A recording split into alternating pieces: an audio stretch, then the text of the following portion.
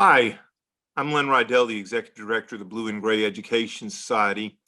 I'd like to welcome you to another presentation in our Sherman's March to the Sea symposium, which was held at the Georgia Historical Society in Savannah, Georgia in February of 1995.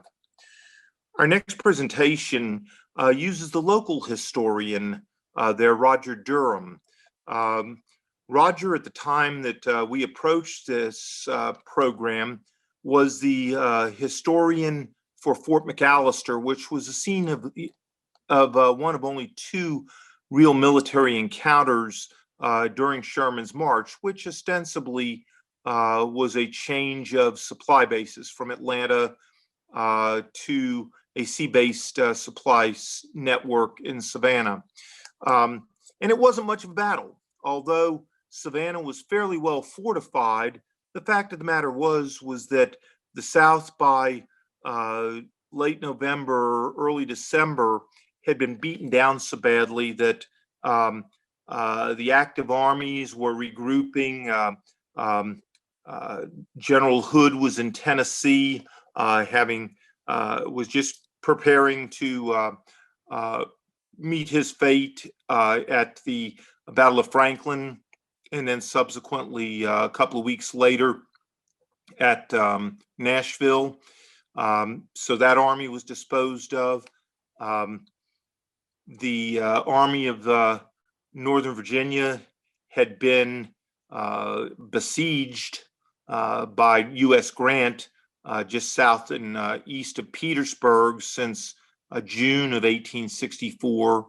So for some 6 months, Lee had limited mobility, and his last maneuver element had been smashed 6 weeks earlier in the battles around Cedar Creek and so forth in the Shenandoah Valley. So what was left in the innards of the Confederacy for defending places like Savannah and Charleston and Augusta was very, very limited.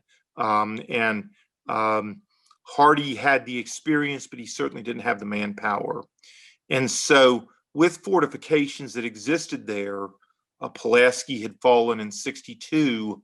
The Union was hedging around the edges. And when Sherman showed up with 80,000 men or 60,000 men, I forget off the top of my head, in front of Savannah, there was no real way in hell that there was going to be any real defense. And of course, history tells us, and you heard from Lee Kinnett, if you've heard his talk already, that Hardee decides to make Savannah an open city and evacuate and leave the city to Sherman as an open city. I found myself wondering how much might we really do, but we were going to visit this and stuff, and I thought an insight into Savannah before, during, and after the Civil War would be useful. And Roger Durham, who had been a historian in the area for some period of time, was perfectly well situated to do that.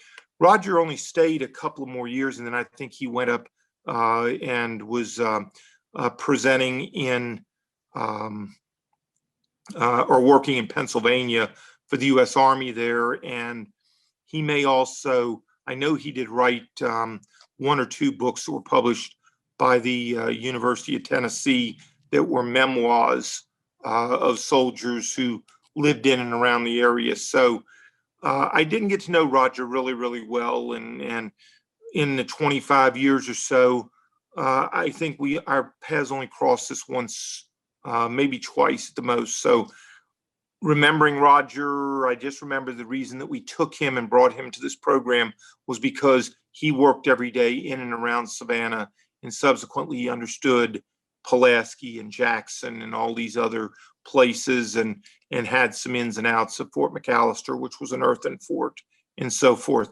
And so I invited him to speak, and we weren't disappointed. Please join me in enjoying Roger Durham's presentation on Savannah before, during, and after the Civil War. An important expertise in a certain area, such as Savannah, we find that we have historians that are equally outstanding in their own right. Our next speaker, Roger Durham, is a man that is truly in that same category. He is absolutely an expert on this area, on Sherman's March to the Sea. Perhaps not known to a whole lot of you except to the devoted readers of Blue and Gray magazine. Roger is the author of a fairly extensive piece that dealt with Savannah during the war, which was the subject of a Blue and Gray magazine article, actually a whole feature, 1991 I think it was. It is out of print. We would have had those for you today, but Blue and Gray Dave Roth said, no, we're going to reprint it, but we don't have it right now. So keep an eye out for it if you see it in Blue and Gray magazine. This is the gentleman who authored it. It's very, very good. Roger Durham is currently the director of the 24th Infantry Division Museum at Fort Stewart, just up the road down here. He has a Bachelor in Science from the University of Wisconsin in History and Preservation, and he also has a Master's degree from the very outstanding College of Georgia Southern up here in Statesboro. As I've mentioned, he has done the significant piece on Savannah. He has done a number of other articles, not necessarily related to the Civil War. However, I think he is probably now seeing the light of day, and he is working on 2 publications on the Civil War, which when do you expect some of those to go through? I don't have a firm date. I would say by end of the year or next year. The first one is called Blues and Gray, a journal of William D. Dixon and Republican Blues. And the second one is A Twist of Fate, a story of the first year of the blockade on the southeast coast. Here to talk to us about Savannah before, during, and after Sherman is Roger Durham.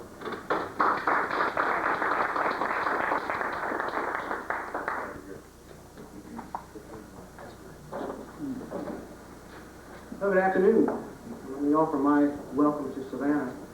I've been given the very daunting task of dealing with Savannah before, during, and after Sherman, all within an hour's time frame. So it may be something of a mission impossible, but I'll give it my best shot.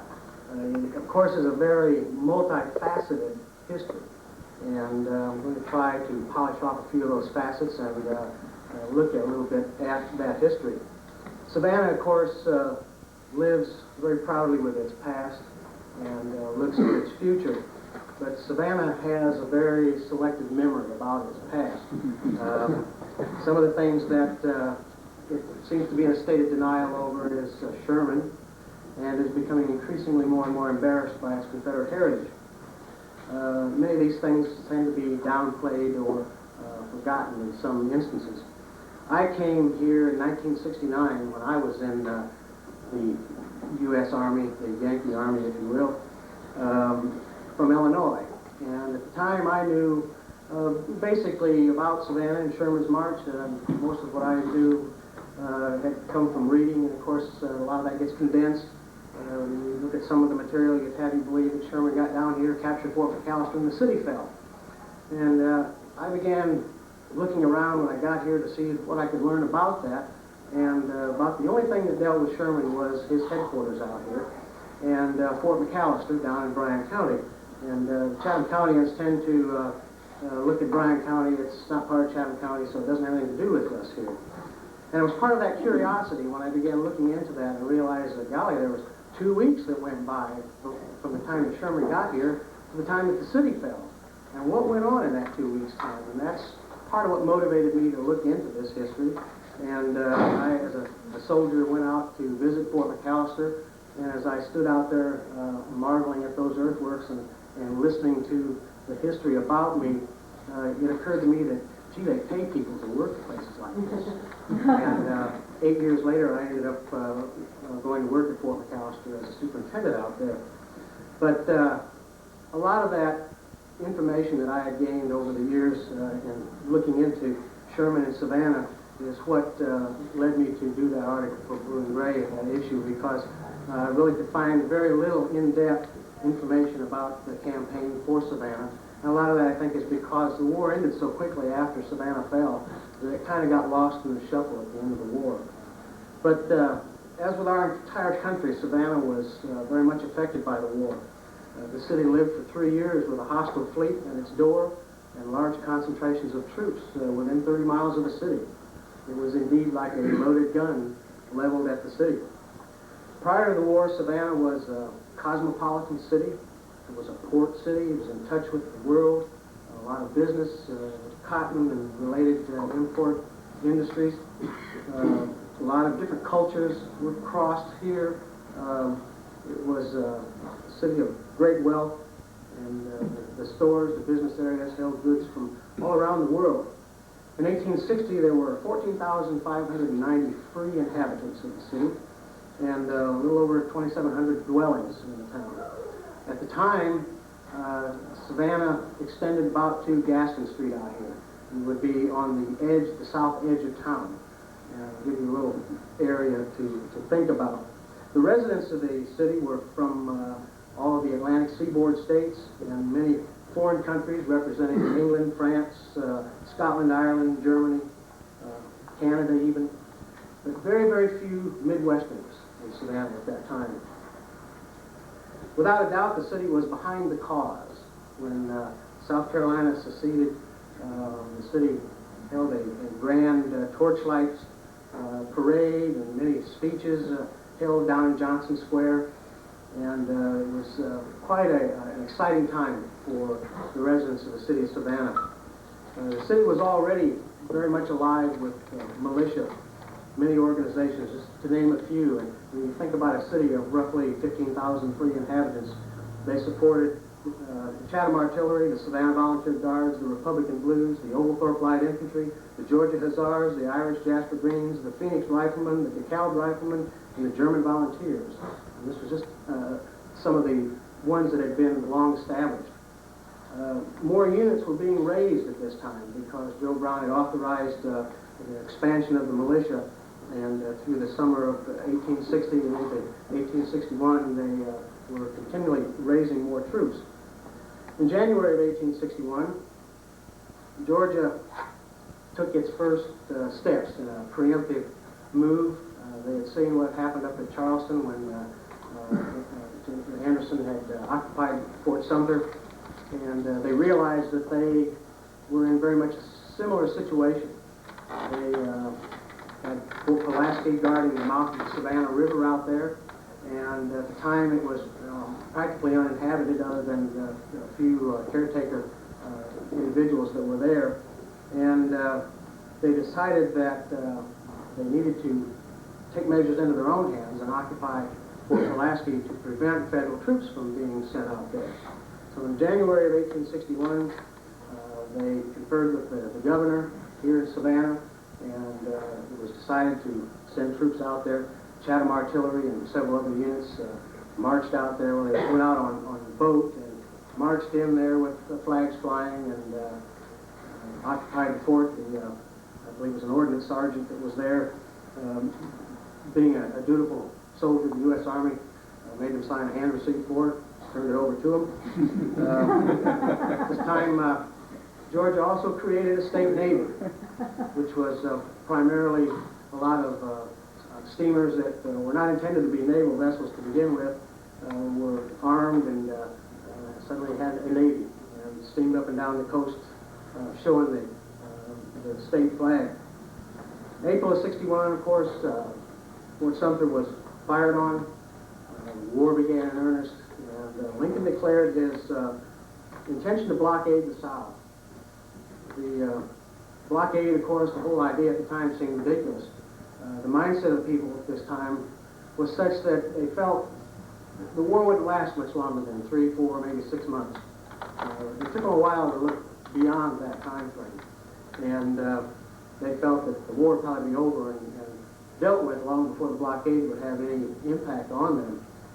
The first steamer arrived in late May. It was the Navy Steamer Union that arrived to blockade the ports of Charleston and Savannah, which was very much a hard task to do between two cities with one vessel.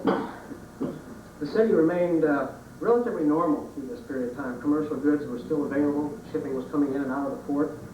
And it was a period of great excitement, as I said.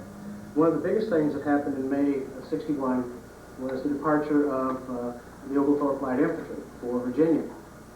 The Oglethorpe Light Infantry, as with several other units, the Republican Blues among them, were so large that they were prevailed upon to form two companies. And the Oglethorpe Light Infantry broke up into two companies. One company stayed here, and the other company, under the command of Francis Bartow, was sent to Virginia. In late May of 1861, all the militia units turned out, and they had a grand parade up Bull Street to Gaston Street here, and came to the Thomas Holcomb House, which stands right across the street here on the corner, 104 of Gaston.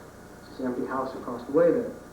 The units drew up in formation around the house, and a flag of the new Confederacy was presented to Bartow on the steps of the house. It had been made by several young ladies of the community and was presented on their behalf by a prominent attorney. And of course, Bartow received it with suitable words, and after it was received, they marched down to the depot and saw them off on their way to Virginia. And within a month and a half, Bartow had been killed at First Manassas, and Georgia had its first martyr to the cause. And there's not a time that I don't come to the Georgia Historical Society and walk down that street and up those stairs that I don't cast a glance across the way at that house and think about that May afternoon and those things that went on over there. The city was no stranger to war. The Revolution, one of the bloodiest campaigns of the Revolution, had been fought here at the Siege of Savannah in October of 1779. And so they knew something of what war was about. And they didn't have to look too far into their own past to see what possibly might transpire with this new conflict. What they had seen was, in the past, an enemy generally had come from the sea, and that their most vulnerable point was their seacoast. And they began making plans to defend the coast of Georgia. This map here is a very good illustration of the coastline, because it's broken up with a number of islands, the barrier islands off the coast here. And their theory at the time was very simple. They figured if they could keep the Navy, or your enemy gunboats, out of the inland waterways, you can keep them out of the interior of the state. So they began a process in the summer of 1861 of building fortifications on these offshore islands to control entrances to the major sounds, with Fort Pulaski serving as the left anchor, and Fort Clinch down in Fernandina, Florida, as the right anchor. And these were both very modern brick fortifications. This line that was built of earthen forts on these batteries seemed to be an adequate defense. The only problem with this was that they didn't have an adequate Navy to offset the U.S. Navy's power. But at the time, they weren't concerned with that. During this time, the summer of '61, many troops were sent in here to garrison Savannah, and also up and down the coast to garrison these fortifications that had been built on all these islands. And of course, with this massive influx of troops coming into the city, it provided another source of economic vitality in the city. You've got troops out there who want to come to town, sometimes have money to spend, and so this you saw the growth of a lot of cottage industries, if you will, in providing military equipment, from uniforms to caps to knapsacks, all of this being made available to these troops here. In October of '61, they received word of this massive fleet that was forming up in the Chesapeake Bay area to come down here and establish a base of operations on the southeast coast. Intelligence at the time was not quite, or security was not quite what it was, what it is today. And they were well forewarned through newspaper accounts in northern newspapers. And it wasn't until actually in October of '61, with the word of this potential fleet arrival, that they began looking at the necessity of maybe providing security for the city itself in the way of field fortifications around the city. The city was relatively undefended at that point in time. And calls went out to recruit slaves to help do this work on the defenses, and they began addressing the issue of the city itself. In early November of '61, of course, the naval fleet arrived down there off of Hilton Head, and on the 7th of November, Hilton Head was attacked, and by the end of the day, the fortifications there had been pounded into submission, and the Confederate forces were very lucky to get off the islands. At the time, the district commander, Robert E. Lee, realized that this system of defense that they built all summer long was not going to be an adequate defense. Without a Navy to counteract the actions of the U.S. Navy, all these guns and forts on these islands were just sitting out there waiting for the U.S. forces to isolate them, land troops, and if they weren't careful, Georgia was going to find itself blockaded by its own guns and its own forts that it had built. So they began a reevaluation, and a call went out very quickly to abandon these islands, to get the material off and the personnel off, and they began to look at what was the primary focus of importance on the coast, what they could defend. And they determined Savannah was really the only point that they could defend and was worth defending. It's far enough inland up the river that they could control access to it. And the other communities down the coast, Darien, Brunswick, St. Mary's, many of these communities were too exposed to be defended. And rather than tie up massive amounts of troops in defending these areas, they devised a strategy that worked very well. And what that was to basically use cavalry to guard the points on the coast where you had access to the water, or deep water access. Not only to keep the Yankees from coming in, but to keep the blacks from getting out, because the escape of blacks was a great intelligence source for the U.S. forces. These blacks worked on fortifications, they were from the area, they knew the area like the back of their hand. So this way they could govern these areas where the federal forces might have access to the inland. And if there was a problem, if there was a landing of troops at Brunswick, say, the railroad that ran parallel to the coast became the avenue of movement to move troops down to the threatened area. And this theory was put to the test in February of '64. It resulted in the Battle of Olustee down in Florida, when troops were sent down there from all down the eastern seaboard just about to counter movements by federal forces out of Jacksonville. But this way, they focused their defense on the city of Savannah. By late '61, the city began to swell even more as troops were brought in here. There were a lot of different troops from different areas of the South, a lot of different cultural backgrounds, and it was kind of interesting to look at some of these soldiers that came in here. As I've gone through research, one of the units that began to kind of attain a reputation was the 4th Louisiana Battalion. These fellows had served in Virginia early in '61, in Western Virginia, then sent down here to Savannah in December of '61, and they were assigned duty out on Skidaway Island, which was probably about as far from the city as they could put them. Their reputation must have preceded them. Edward Anderson, who was former mayor of the city, he made the first mention of these fellows on an entry he made on Christmas Day of 1861. He had been, his son and some other soldiers had gone off in a small boat doing a little reconnaissance. They were, in some instances, looking after some runaway slaves, and they had not come back. And so Anderson was a little concerned about what had happened, and he mounted an expedition to go out in search of the missing boat and its crew. And they went out, and they found them on Ossabaw Island, and they had seen federal ships and had gone ashore on Ossabaw to prevent being captured. But they made their rendezvous, and they recovered them. They started back in, and as they approached Skidaway, Anderson wrote in his diary, "As we neared Adams Landing, where we proposed to debark, the pickets discovered our approach and, mistaking us for Yankees, fired 1 or 2 shots at us. They were part of a Louisiana battalion composed of wild, reckless devils, and fearing mischief from their folly, I attached a white handkerchief to a ramrod and stood prominently in the bow of the boat so that they might recognize my uniform." And he's either very brave or very stupid. But they did get ashore.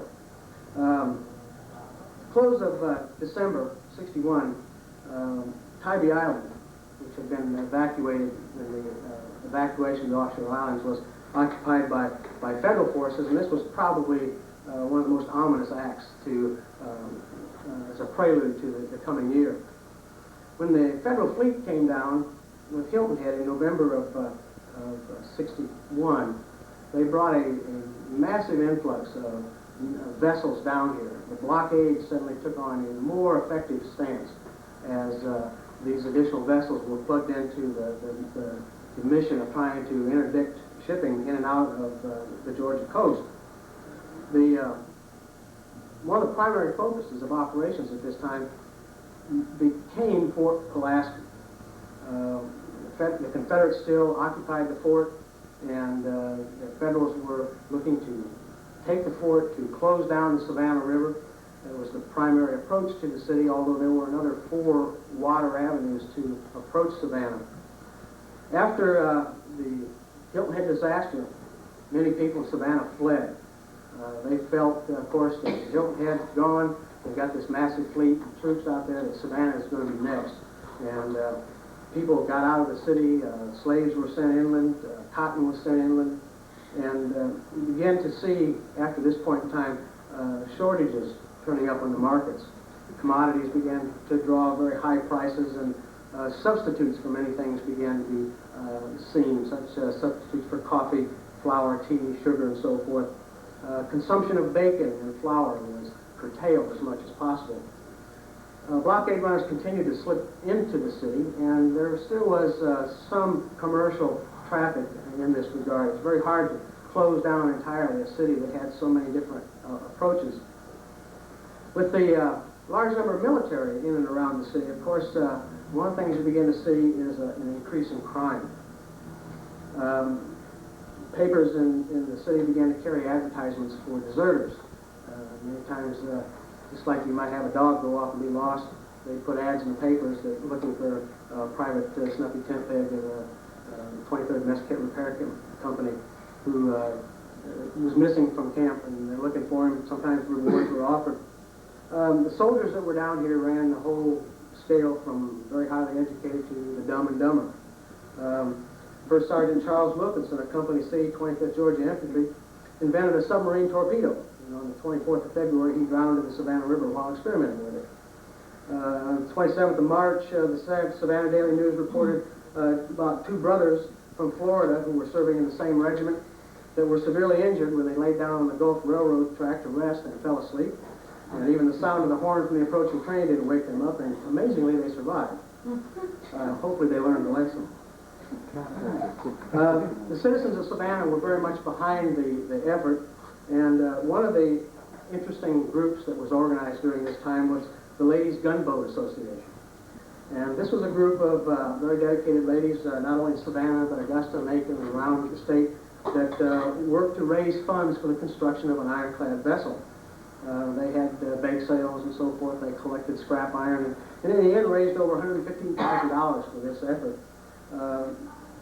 Some of the labor that was drawn to build this vessel came from the ranks of the 4th Louisiana. And one soldier noted that there were 16 or 17 soldiers from his unit on work on that vessel during the time. Now, of course, when they initially abandoned the offshore islands, there became a great fear of being on any of the islands. And word came out around the turn of the year that after the offshore islands were abandoned, that they were to get off all of the islands and return to the mainland. And one of the things that this did was bring our friends from Skidaway Island, the 4th Louisiana, in closer proximity to the town. They were moved to about 2 miles outside of the city. And, of course, this made the city more accessible to them. In the course of doing some of this work, I came across a diary of a gentleman that was with 4th Louisiana. Unfortunately, he's not been identified. We don't know who he is. But he recorded, the boys have been in the habit of running the blockade and going to town. Much said to the general, and orders were read to us last evening. Thus, us privates could not go to town with or without a pass, and the commissioned officers would have to get a pass from the commander of the camp. I don't believe it will stop it much.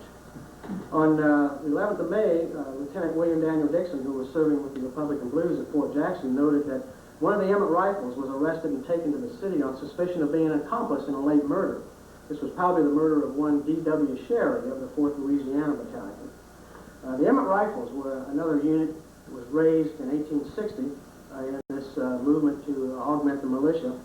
It was raised by one Augustus Bonneau. He was a native of France. He was a liquor merchant, a dance instructor, and a hotel proprietor. Quite an interesting gentleman, and he died in 1878 out at the Isle of Hope. He had appendicitis, and they told him, hey, it's no problem, we'll just cut you open and operate, take it out. He said, cut me open, I'd rather die, and he did.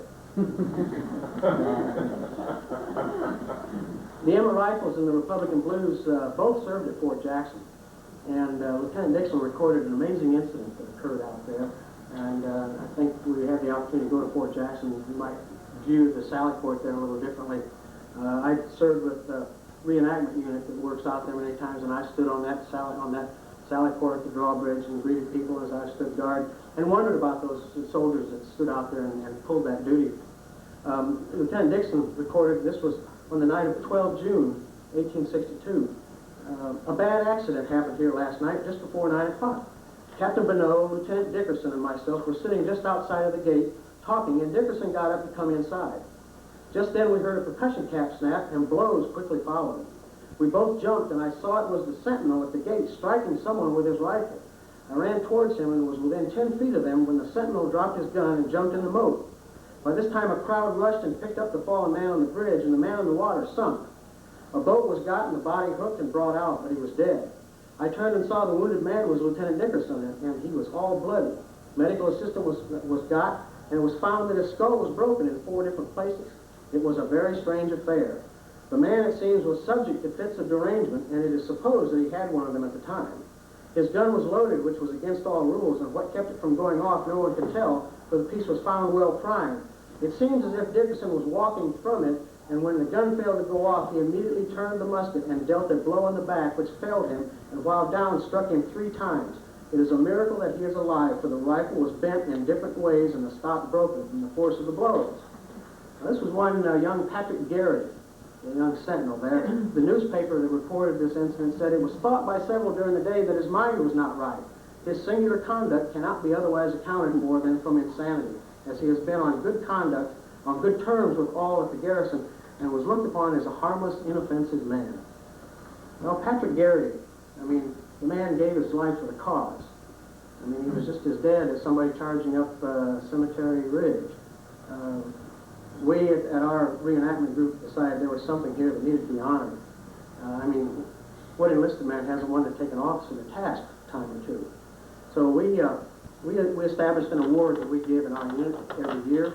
It's the Patrick Garrity Broken Musket Award, and it's given to the member of the unit who extinguishes himself above and below the call of duty. And what we did was take one of these little pot metal muskets that you can buy in the gift shops and break it in half and mount it on board with a suitable little plaque and everything. And the first year we awarded that thing, the fellow that was given the award was staying at the caretaker's house up on the hill, and when he got up to the hill that evening, half his musket had fallen off. And he was kind of bemoaning, oh, my award. I said, well, you came from here to the fort, and when the sun comes up in the morning, we'll probably find it. Well, the next morning I walked in the fort, in the Sally Port, where this happened was the other half of the musket. Well, curiosity, coincidence. The next year we awarded that award, the same thing happened. The fellow got up in the parking lot, was getting ready to leave, and half the musket was gone. The next morning we found it there at the Sally Port, where this had happened. The third year we awarded that award, as the fellow came out of the magazine and walked by the Sally Port, he heard a tink on the paving stones that are there. Half the musket fell off right there. So for 3 years, we couldn't get that award out that gate without half the musket coming on. And I don't know if that was Patrick trying to communicate to us, but the 4th year we did it, we welded, wired, and screwed that thing on there, and it stayed. Now this year, I wasn't able to attend, so I don't know who got the award and if they got it out of the fort all right. But soldiers will be soldiers, and accidents will happen. Our nameless correspondent from the 4th Louisiana recorded an accident.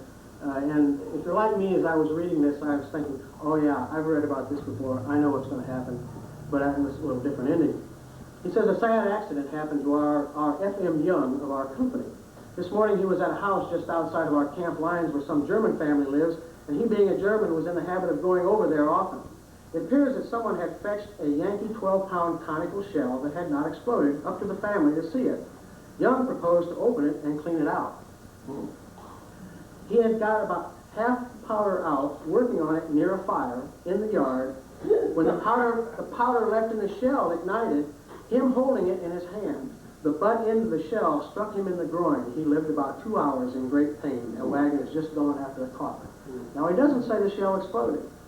So, quite possibly what happened was that powder ignited and it Roman candled out the fuse hole with the force that drove it down, and with the result that we've seen. It seems that the 4th Louisiana just could not stay out of trouble. Our correspondent noted in October of 1862, our captain was put under arrest for some misbehavior in the city. This battalion has rather a bad name in Savannah. There are some in the battalion that are of a wild and reckless character, and some of them are often in town on a spree and are raising the devil. A court-martial is now going on in town and trying several of our boys for one thing or another. 2 of our company, the first time that either has been in trouble, were arrested last Tuesday for raising a fuss in the Pulaski house and breaking things generally. General Mercer was there at the time and has pressed charges against them. Lieutenant Dixon at Fort Jackson recorded in his journal shortly after this, one of the policemen was shot in the city by some of the Louisiana battalion. 8 of them were arrested. Also, a young man named Sheffield was knocked down with a slingshot while on his way home by a party of soldiers who escaped. Sheffield had his lips split and 5 teeth knocked out. Savannah is getting to be a great place. One wonders if the soldiers with the slingshots might not have been from the 4th Louisiana. Whoever they were busy and probably perpetrated the incident recorded in the paper a week later. Wednesday night between 9 and 10 o'clock, as Mr. Borkin, assistant treasurer of the Central Railroad, was proceeding to his home, was knocked down by some unknown persons on Liberty Street between Drayton and Barnard, receiving 3 severe blows on the head with a slung shot. I wonder if that's 3 individual shots or that was one that went bang, bang, bang and then fell away.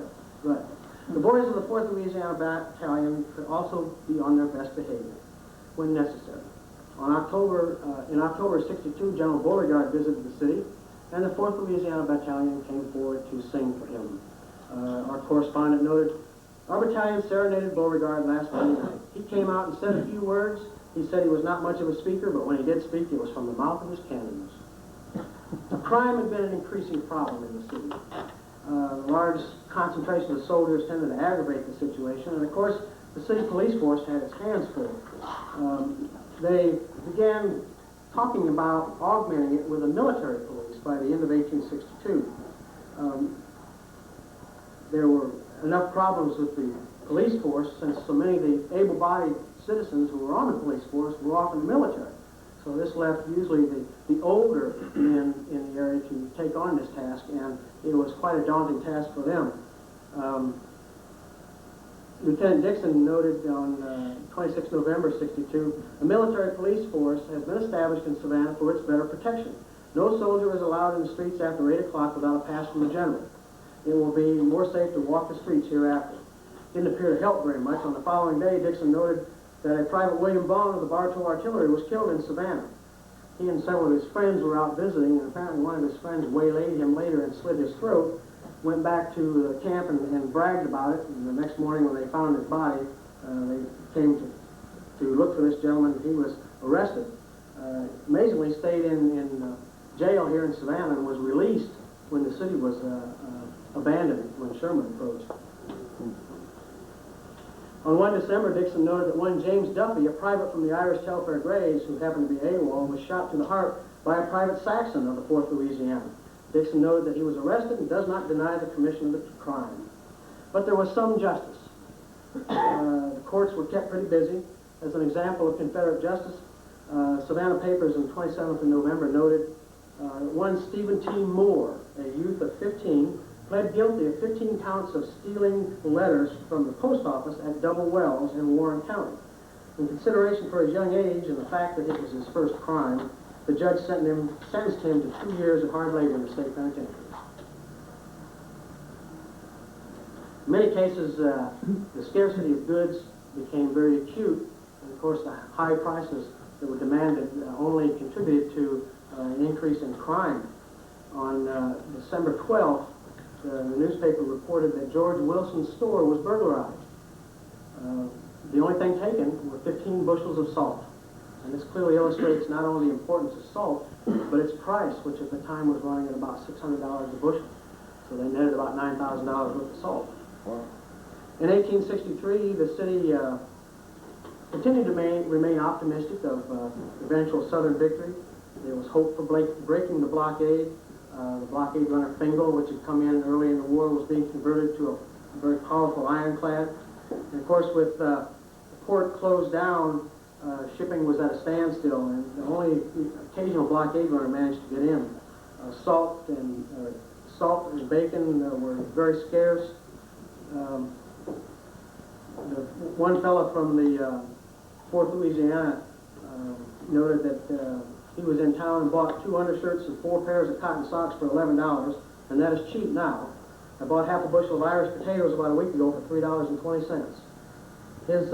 His need for shoes also illustrates not only the problems of supply, but inflation as well. On the 9th of May, 1862, he drew a pair of shoes that cost him $2.50. 6 months later, in December of '62, he said he went to town and he bought a pair of shoes for $18. 2 months later, in February of '63, he drew another pair of shoes, although he doesn't note the price. And 4 months later, on the 17th of June, he said he bought another pair of shoes for $35. So I don't know if that's a statement on how long the shoes wear, or whether he just had an Imelda Marcos fixation and liked shoes. But within a year's time, he'd gone through 4 pairs of shoes.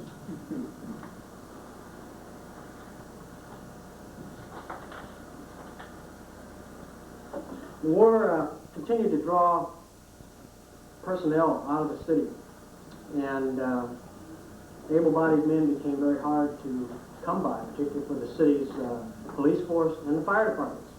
And one of the things that they began having to do was to train blacks to take the place, particularly with the fire department. And they took to this very well. The paper in May of '63 noted that the annual fire department parade had been held. They said that we have no recollection of having seen the Negroes enjoy themselves more heartily than on this occasion. Nowhere but in Savannah is there to be found so large and orderly a body of colored firemen under such control as those composing the Savannah Fire Department. On November of 1863, William Dixon and the Republican Blues had gone to Fort McAllister by that time, and he noted that there's a whole lot of killing, stabbing, and stealing in today's paper, which happened in Savannah. A Mrs. Smith was stabbed by another woman, a Negro woman was killed by a white man, and a Mrs. Rosenthal was robbed, and a fellow stole a hog from a poor woman and sold it in the market. So Savannah's getting to be a great place. By the end of 1863, the war, of course, had taken a disheartening turn. Gettysburg and Vicksburg had shown that the war was a long way from being won, and the state at this time had 3/4 of its voting population in the military. Patrick Gary. Yeah. In the paper, there was discussion about what might happen if the South lost the war. One gentleman wrote, "I love Georgia, but if I am to see her bow her neck to the tyrant's yoke, if the direful phantom Reconstruction is to become a reality, I feel that I could leave the soil of my birth, and seek some spot where I could hide my dishonored head and forget I had country." By 1864, the war was entering its 3rd year. Georgia found itself invaded, Sherman's forces plunging into North Georgia. And of course, the irony of all of this was all the preparations for the attack that was bound to come from the sea. And when the attack did come, it came not from the sea, but all the way from the west, all the way from Chattanooga. Confederate money was falling in value. Commerce was very demoralized in the city.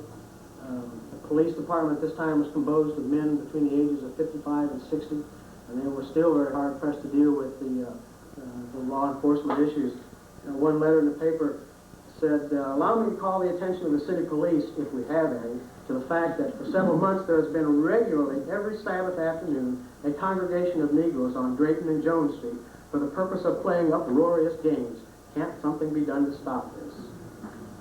The Savannahans continued to monitor events taking place in Virginia and elsewhere, but as the year went on, their attention was more and more directed toward what was going on up in North Georgia.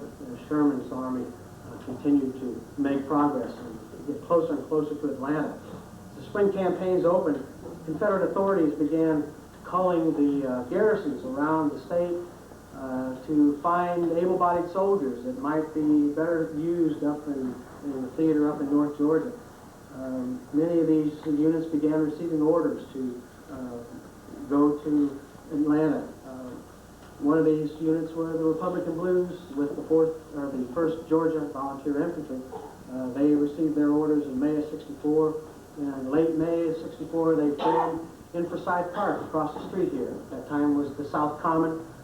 They formed in a driving rainstorm, were inspected, and then marched to the depot down here, got on trains, very nice passenger cars and seats, went to Macon, and when they got to Macon, they were held over there for a short time. They got off the train, and then they were loaded on cattle cars and went on to Marietta and went on to find their destiny on into North Georgia. The Republican Blues, as an example, left here that May with 79 officers and men who formed up out here at Forsyth Park. 7 months later, in the retreat from Nashville, there were 3 men and 1 officer for duty, and Captain Dixon was the officer. The South at this time was reaching the bottom of its manpower barrel. One unit that had been raised during that time was composed of foreign sailors that had been marooned in the city when the blockade closed down the shipping traffic, and in some cases federal prisoners who had galvanized and joined the Confederate Army. And this was Brooks Foreign Battalion, and they had some questionable value, particularly when the crunch came. The demand in theaters other than Savannah continued to draw troops off, and so the garrisons around here became smaller and smaller. That summer, of course, one of the operations around Atlanta was the raid, cavalry raid with an eye toward going to free the prisoners at Andersonville. And of course, that was one thing that the Southern authorities were concerned about, and after that raid had been turned back, they began shifting these prisoners to other prisons.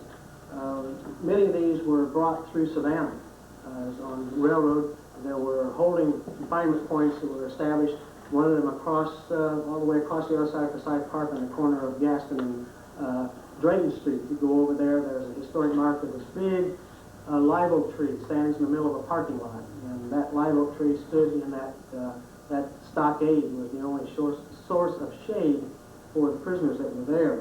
But in October of '64, General McLaws communicated his concerns to General Beauregard in Charleston because at that point in time, there were more federal prisoners being held in Savannah than there were Confederate soldiers to defend the city, which gives you some idea of the straits they were in, and the thing that McLaws was concerned that if these federal soldiers got loose and got a hold of weapons, they would have quite a time to deal with them right here.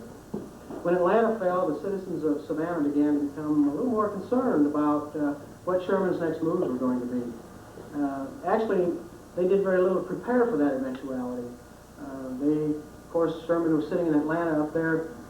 Their attentions were more directed toward the presidential elections going on in the North, because there was a feeling that if Lincoln was defeated, that perhaps a negotiated settlement might come out of this and they might still be able to come away as a southern nation. Sherman's forces moved out of Atlanta. It was about that time that they began constructing the defenses west of the city here. Captain John McCready, who had designed and built the bulk of the defenses around the city, had been home on sick leave, and he came back and designed the defensive system around the west side of Savannah. There had been virtually no defenses west of town.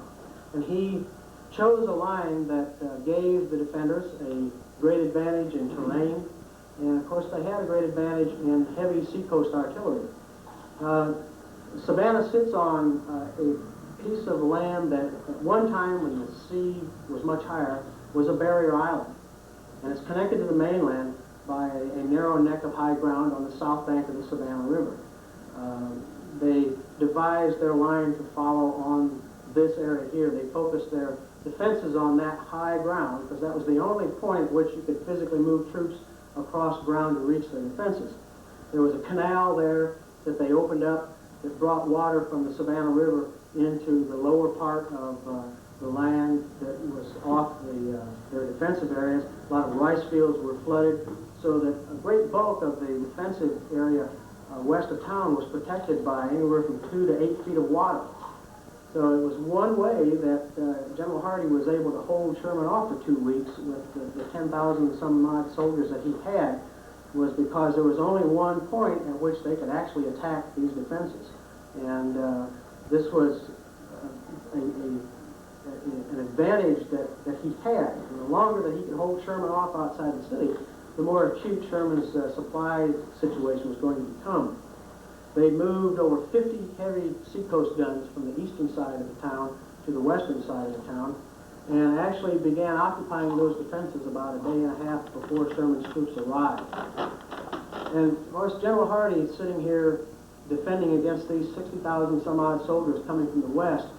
He also had to contend with a very powerful naval force to the east, and another almost 30,000 troops or so up around the Beaufort Hilton Head area and around Charleston. So 10,000 soldiers to defend not just the western side of town, but the entire circuit around the city. The army of Sherman arrived outside of the city on the 9th of December, again falling into place, and the Federals found very quickly that the Confederate defenses were very substantial, and it was going to take a little bit of effort to get it to them. Sherman knew, I think, that the key to the whole situation was Fort McAllister, down south of the city, protected the entrance to the Ogeechee River, protected the railroad bridge that crossed upstream. The only problem was that Fort McAllister was on the wrong side of the river.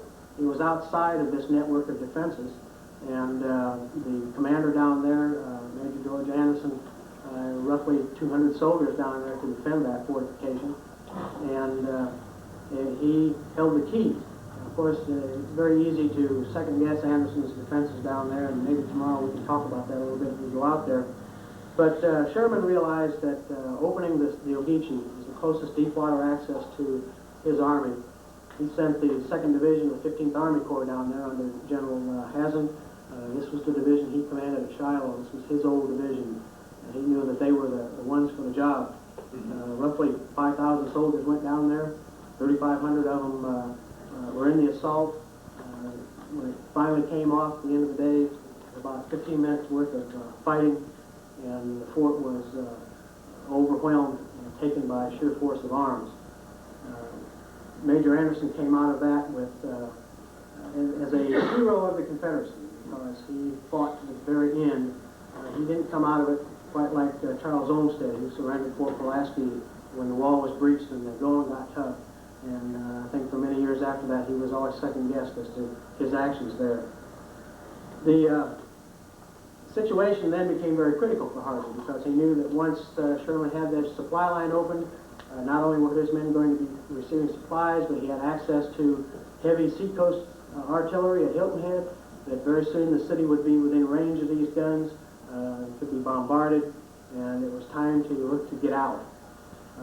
He began collecting rice flats, which were large flat-bottom scows that were used to transport rice. If they didn't have pontoon bridges, the rice flats would be used for pontoon purposes. They didn't have enough of them, though, to build a pontoon bridge in the traditional manner, which was to put them side by side. They had to put them end to end.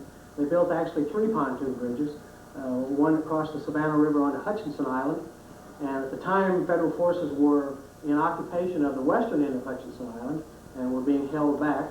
Another pontoon bridge across the back channel onto Pennyworth Island, and then another pontoon bridge across a small channel onto the South Carolina side, reached a rice dike there, and that was their access out of the city. And General Sherman, shortly after McAllister fell, had ordered an all-out assault to be made on the city several days hence, and the next day he countermanded that order and issued instructions that nobody was to do anything until he returned from a conference at Hilton Head that he was going to, where he was to confer with General Foster and some of the commanders there about using the troops at Hilton Head to cut Hardee's escape route cutting the railroad route between Savannah and Charleston. So Sherman was gone, and on the afternoon of December 20th, the pontoon bridges were completed. The civilian populace began fleeing from the city, and federal troops that were on these islands in the river west of the city, some of them were on a rice mill, could see this mad dash of civilian vehicles and people fleeing the city, knew that the city was being evacuated, reported this, but they'd been told not to do anything, so they let the civilians go. That evening, the Navy Yard was burned. They could see the fires. They knew the city was being evacuated, and they stood by and let them go.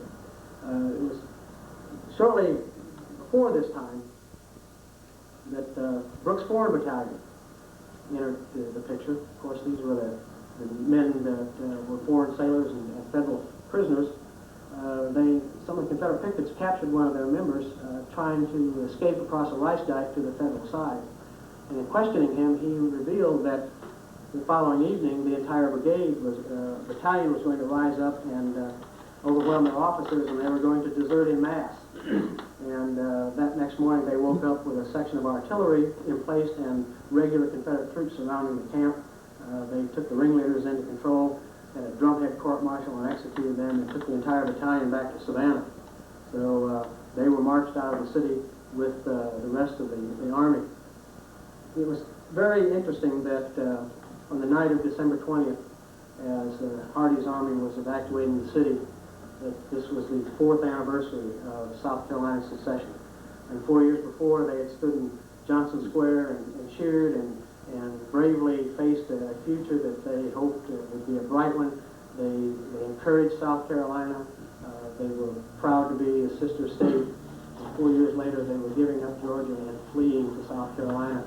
And I often wondered how many of them even thought about that anniversary as they were fleeing into the night. Mayor Arnold, who had met in front of the city exchange with some of the aldermen waiting to go across the pontoon bridge, had the horses for their carriage confiscated by some of Wheeler's cavalry. And since they couldn't go in their carriage, they decided that they would walk out the Louisville Road to try and reach the federal forces and surrender the city to them. And it was done shortly after. And by 7 o'clock on the morning of December 21st, federal forces were entering the city. And it's interesting that during this time, the city was being occupied by Sherman's army. General Sherman was up a creek without a paddle, so to speak. He was on his way back from a conference at Hilton Head, and they were on the Harvest Moon. They came upon a storm off the coast, and they went into the intercoastal waterway and ran aground. So they were sitting, run aground, waiting for the tide to change while his army was occupying the city. And a little steamer come down, the Redlegs, and informed him that the city had fallen, and Sherman immediately transferred onto the Redlegs and was taken up the Ogeechee River and entered the city the next day. He was probably one of the last soldiers to come into the city. But toured the city, went down to the Custom House and viewed the port and all, and eventually made his headquarters down at the Green Meldrum House. On December 24th, the first issue of the Loyal Georgian newspaper was issued, and troops were brought in. Many of them were quartered in these lovely squares that you see were converted to camps. Forsyth Park across the way was a major camp, and the troops were put to work cleaning up the city. And during this time, the blockade runner, Rebecca Hertz, arrived. Managed to penetrate the blockade and steamed confidently up the river and tied off on the waterfront. And we're going over to the Customs House to report in when they realized that was the Stars and Stripes flag over the Customs. And, of course, they were immediately taken into custody, and their cargo was distributed to the support of the Army. So, quite a surprise. And as one of our speakers said, that blockade running continued even to the very last days of the war. Even after the city had been captured, they were still running blockade. There was some concern by the citizens about how the troops were going to act and behave themselves, but Sherman took measures to keep them under control. Many of the soldiers were very taken with the quaintness of the city. One lady, Nellie Kinsey Gordon, the mother of Juliet Gordon, who became the founder of the Girl Scouts, and their house still stands down here. She hosted many of the federal officers in her home, including Sherman himself, because she had relatives in the Federal Army. Sherman brought the Gordon children candy, and General William Carlin of Illinois stayed at the house and had one of the Army bands play music out front for the amusement of the children. When Juliet Gordon saw General Howard with his empty sleeve, she exclaimed, "Oh, I shouldn't wonder if my papa did it. He has shot lots of Yankees." In January of '65, late January, after the city had been well occupied, disastrous fire broke out down in the business area. It overcame the area where the depot, the arsenal depot had been, and added to the fire was all the explosions of ammunition and artillery shells, and ended up burning over 100 buildings and about 20 acres of the city before it was put out. And several people were killed and injured, and then there became a lot of suggestions about may have been sabotage, but no one really could prove that at the time. Sherman's army, of course, departed for South Carolina in January of '65, and left a garrison in place here. And Savannah found itself in a new year in a whole new situation. Their economic situation was still very depressed. The economic fabric of the city was destroyed. The harbor was silted in and needed to be cleaned out. Businesses needed to be put back on their feet. But Savannah was not forgotten. In the past, during the Revolution, the citizens of Savannah had collected money and rice and sent to New England to support the Patriot cause there. At one point in time, the British powder magazine had been captured by Sons of Liberty, and the powder was taken out, and tradition says was sent to Boston and was used by Patriot forces at the Battle of Bunker Hill. At the time, Savannah was, as I said, very dire straits, and much of the rice and some of the cotton that was here was taken to Boston and New York, and other areas was sold, and the money was used to provide relief support for the city. Boston, New York, Philadelphia, all citizens came forward and donated money and clothing, and eventually 3 ships arrived here from the north with clothing and essentials to help the people of Savannah through this time of need. And it was a show of brotherly support that I don't think was lost on the citizens of Savannah. By the end of the war, in April of '65, we started seeing Confederate soldiers returning to the city, which was still occupied by federal forces. Many of them black soldiers. Some of the 54th Massachusetts were on garrison duty here.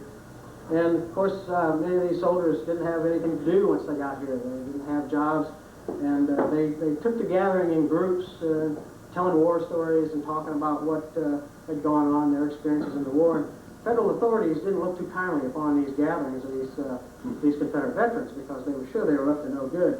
And they forbade the wearing of any Confederate uniforms. Some men went to the authorities, and they explained that many of these men don't have anything to wear but the clothes on their backs. And so they relented and allowed them to wear uniforms, but any type of insignia of the Confederate States was not allowed. Savannah started its long road of recovery after the war, remained an occupied city, and of course there are people who would say even today that Georgia is still occupied and you still have the Yankee Army here. I work for them. In January, of course, before Sherman left, it was interesting that they had a grand parade down Bay Street, and the next time that a victorious U.S. Army commander reviewed U.S. Army troops on Bay Street was General Barry McCaffrey reviewing the 24th Infantry Division after Operation Desert Storm.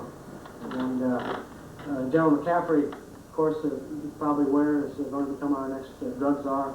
He's a very highly decorated war veteran, 2 Distinguished Service Crosses, a Silver Star, Bronze Star.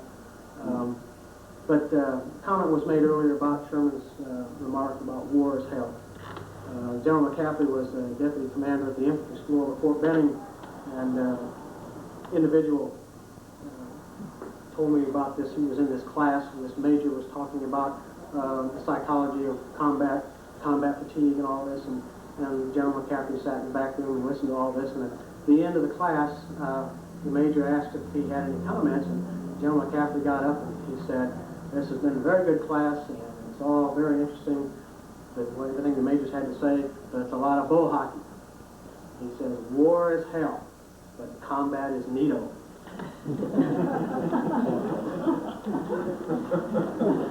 After the war, there was a lot of opportunity here with the Reconstruction, and many native sons and noted individuals came to Savannah. Brigadier General Robert Anderson of Wheeler's Cavalry became the Chief of Police. Major General Jeremy Gilmer, former Chief of the Confederate Engineer Bureau, became President of Savannah Gas and Light Company. Joe Johnston became an insurance executive here. Charles Olmsted, who commanded at Fort Pulaski, returned, became a banker, was an active member of the Georgia Historical Society, and General Edward Porter Alexander spent his last years here in Savannah. Reconstruction put an end to Savannah's militia organizations, and they wouldn't allow them to operate during the time they were here. And what happened was that many of the ex-soldiers took to organizing fire companies, and the city's fire department expanded greatly in this regard until Reconstruction was over and the militia organizations were reconstituted. Savannah survived, and as I said, is reluctant to perhaps acknowledge its Confederate heritage today. It fought one more battle in the 1950s when Savannah authorities were looking at many of the rundown, dilapidated buildings in the downtown section and decided they wanted to become a new city of the New South, and with the high-rise and the concrete and steel and glass, and began tearing down many of these structures. The old city market was torn down, and when the Davenport House was slated to be torn down for a parking lot, a group of 4 ladies took objection to this and rose up, organized the historic Savannah Foundation, and bought the Davenport House to save it, and started the tradition of preservation here in Savannah. And so we have that battle that was won. And today we have Savannah as a link to that past that we can walk through and enjoy. It's the stage upon which much of this history is played out, and the city makes a statement because the past speaks for itself if you listen. And on that, I will draw my talk to a conclusion. And again, welcome to Savannah. Hope you enjoy your stay here. Do you have any questions?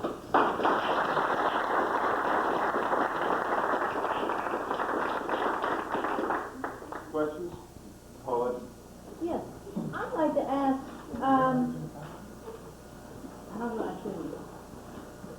How do you come to a conclusion so far as whether Savannah is denying its history or simply moving forward?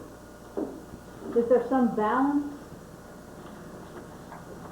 Well, the thing I noticed when I came, like I said, is that there's nothing that really focuses on Sherman having ever been here, other than his headquarters. And a few structures you'll see markers about that this was General so-and-so's headquarters during the occupation. The Army headquarters building still stands down on Bay Street, has a little plaque on it. But the only place that Sherman is interpreted here is at Fort McAllister. There's very little in the city. Even the Civil War is not interpreted very well here. During the bicentennial, as an example, there was a move afoot to build a Revolutionary War battle park at the site of the Spring Hill Redoubt where Pulaski was killed. Well, the Georgia Central Railroad shops sit on top of that site, and it was filled in. And my question was, where were those people back in the 1830s when there was still something there to preserve of the Spring Hill Redoubt, who should have been preserving that for us, because they didn't. And while they're going to build a Revolutionary War battle park to a site that doesn't exist anymore, while we have a wealth of Civil War fortifications and sites around the city that need to be preserved, perhaps, they weren't interested in that. And I can see what's going to happen is on the bicentennial of the Civil War, they're going to build a Civil War battle park somewhere where there used to be something today. And it's that sort of thing. When I was working on the issue of Blue and Gray, I addressed this to some of the city fathers, and the the primary response was that the Civil War in Sherman is very controversial. And rather than get into arguing about right and wrong and the black and white of the issues, they just as soon leave sleeping dogs lie. And so they don't deal with it. What was part of it, maybe the feeling there was a certain amount of collaboration, if that's the word. Capitulation of the city, then they took them into their homes and parties and everything else. There's certainly, and maybe that was all part of that process they needed to get through, but maybe there was also some feeling of guilt on the part of the local people that they didn't fight for the city, they didn't defend the city. I don't know. That may be some of it, too. Of course, you can't speak today. Sherman is still very much a topic that can get you in a lot of heated arguments. I spent 5 years at Fort McAllister interpreting Sherman to a Southern audience, and you would swear by some of these people that he personally lit the match that burned every structure from here to Atlanta. And as we know, that's generally not the case. But sometimes it's easier to leave them with their misconceptions than to try and confuse them with facts. What was the significance of the house across the street as far as why the parade ended there? Was the people who owned the house? Well, the gentleman that owned the house was Thomas Holcomb, and he was going to become the next mayor of Savannah. I don't know exactly why it was held there. He was not the mayor at that time. Charles Jones Jr. was the mayor of Savannah at that time, and exactly why it was there, I'm not sure. I know in some instances a lot of the units had flags. The Republican Blues, for instance, was commanded by John Wayne Anderson, and he kept the unit flag at his house. And whenever they went on parade or went to march, one of the things they did was form up and march to his house and get the flag, and then go to whatever function they were going to. I don't know, there may have been a connection between the ladies who made the flag, the young ladies, and Mr. Holcomb. Other questions? Thank you.